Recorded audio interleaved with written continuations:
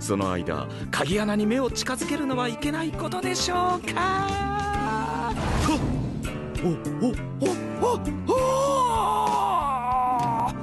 ナイス。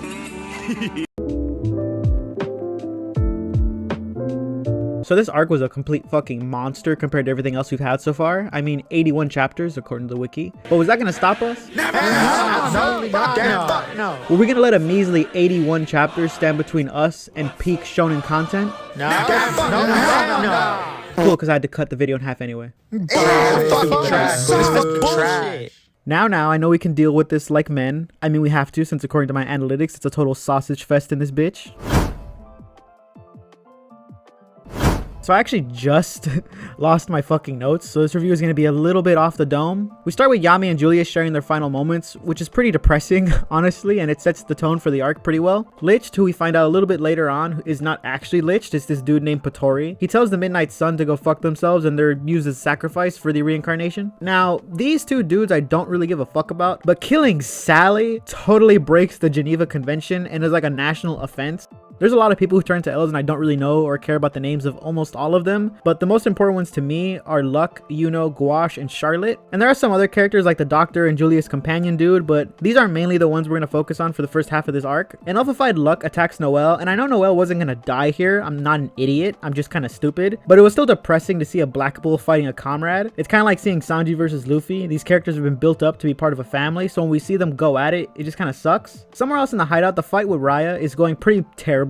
I mean, he's getting his elf booster shot and an elfinized Rill. Yeah, he's an elf too, by the way. They pull up to duke it out, and if you were thinking it couldn't get any worse, well, it does. 3 more elves pull up, and Mereoleona makes a way for them to escape so she can fight by herself, which results in the first crazy fucking fight of the arc. Like, she's just going fucking ape shit from start to finish, and she even tanks a Yami Dark Slash. And keep in mind, it's stronger when used by Raya, and this panel of her is just fucking scary. Her final attack is Mana Zone, Full Release, Flame Magic, Kalidos, Brachium, Purgatory, and fuck, it's amazing. Like, it's a fucking mouthful, but it's amazing. And like, every part of me just wishes she won. Zora and Asta come back right when the 4 elves do this big ass combo attack, and they do this yo-yo shit where they bounce it off Zora's trap, and then Asta deflects it back, and then they bounce it off Yora's trap again. And it's an idea only a Black Bull would come up with, and it actually kind of works. Like, they don't take anyone out with it, but they escape with Mereoleona. But Asta is captured because apparently his sword belonged to the original real Liched. My girl Mimosa is done super dirty when they crucify her to this cross thing. But the bright side here is that Yuno is kind of resisting this pussy ass elf in his body, and Asta, guarding stacked Mimosa and proclaiming how he's gonna be the Wizard King, manages to wake Yuno up, and you know, we're ready to fight pretty much. Anyway though, Yuno and Asta just start washing these fucking dudes in their transformations, and it's sick as fuck. Their entire fight with Lich is also crazy as hell. Like, seeing the real Lich just go crazy gives you absolute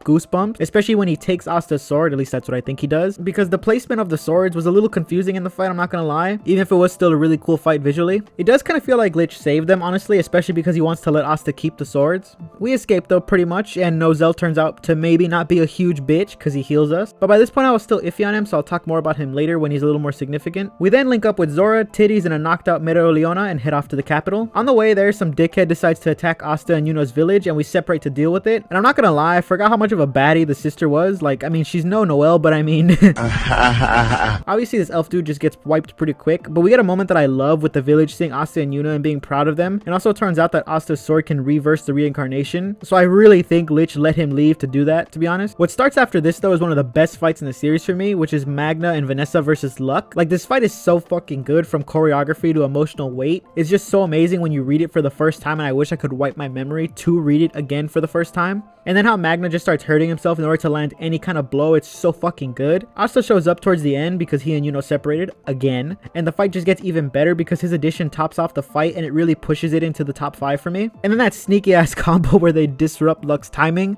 some real goated shit for me. They try to cancel out this spell when they have him pinned, but Luck starts going wild, and I came up with this theory that elves that are going crazy are those demons they talked about in that one lore chapter. I mean, I know it's kind of dumb, but that's what I'm thinking right now, because it happens a few more times in this first half. Another thing I found interesting is that the elf souls seem kind when they're being released, so I think the spell targets their malicious intent, but they're not actually this angry. But I guess I'll have to see when we get into that second half of the arc.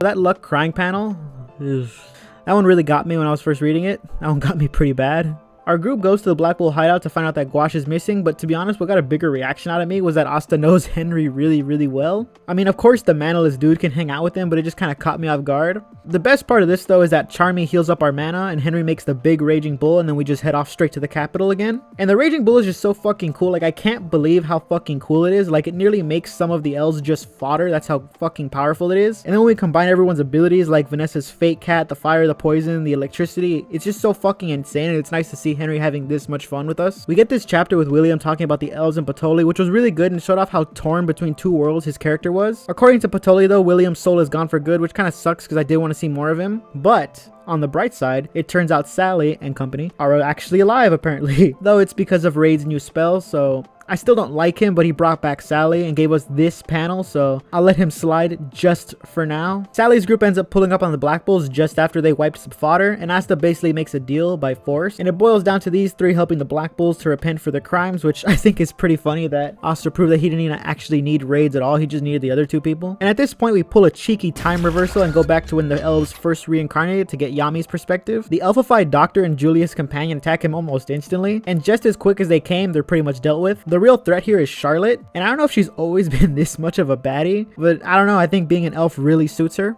Their fight is cool as shit, and I like that we get to see two captains going at it. Like, I know this isn't Charlotte, so this isn't how the real version of this fight would go, but it's pretty cool. Soul shows up here too, and I assume Yami gives her Julius's body, but she's kind of annoying, so I was just waiting for her to leave, if I'm being honest. This fight does end with Charlotte winning though, I guess. Even though Yami gets up a bit after she leaves, you could technically say that she won since he was down for long enough for her to leave. Like, we can argue with that in the comments if you want. Point is though, she gets away. There's this shit with these two purple orcas, dude, and I'll be honest, I don't give a fuck about what was happening with them at all. Like, I'm only mentioning it because I assume they're gonna be important later in the arc, but I really could have given less of a shit about what's going on with them. We finally see our boy Leopold fighting this air magic asshole, and I was a bit disappointed. Like, I get it, some of these people have never fought elves before, and this person is part of the actual brigade, so it's a little difficult to fight him. And the elves' varying strength can make this guy extremely powerful or just fodder. But I just wanted to see more from Leopold, and I guess I just expected him to win this fight because of what we've seen of him so far.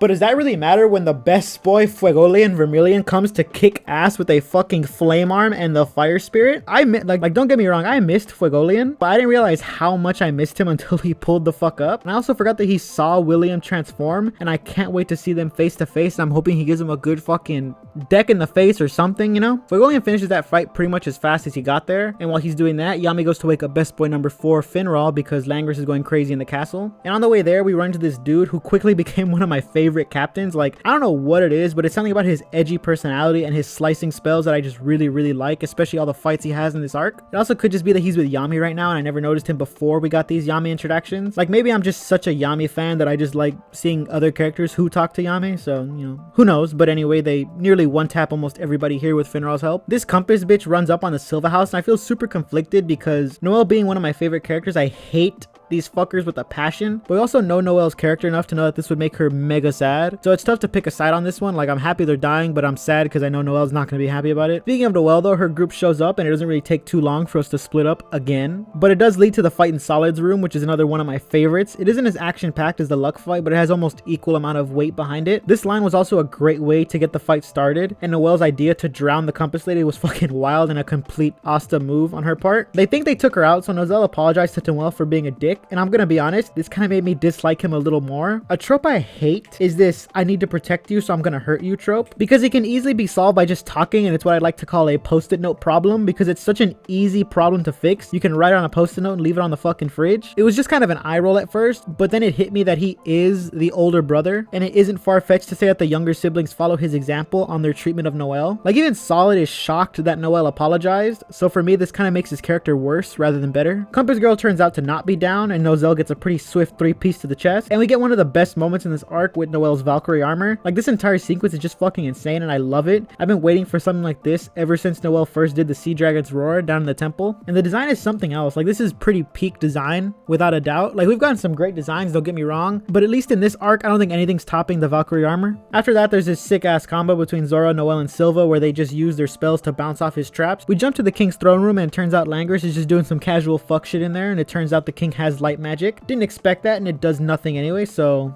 who cares? Right as Langris is about to attack this girl, Finral stops him and the best fight in this arc begins. Well, you know, the first half at least. And I don't really have words to explain how amazing this fight is. Like, it really is one of the best so far. The art, the emotional weight, the attacks we get to see, the Finral punch, it's all so fucking good without a doubt. And I really do recommend anyone who's watching the video just go back and reread that fight or rewatch it, because it really is just a fucking experience. Like, this fight is a vibe. I think that's the best way I could describe it. The fight is a straight up vibe. Veto and Fauna are brought back, which is a horrible thing for us. We had a hard enough time beating Veto before he was a full elf. Like, imagine what he's gonna be like now. Then some alter shit happens that I didn't really understand yet, but I did kind of have this question about whether or not Asta and Yuno's necklaces are magic stones, because they show a panel that looks like Yuno when they're saying that they already have some magic stones, but I guess we'll find out later. I was just had that on my mind right now as I was recording. The altar opens up and this black castle, which works as a way into the underworld, comes out, and this is probably the literal worst thing to happen since it's gonna kill all humans. Like, Veto and Fauna was already bad. This is worse, objectively worse. The Black Bulls finally show up though, and it's crazy how all this happened before they even got to the capital.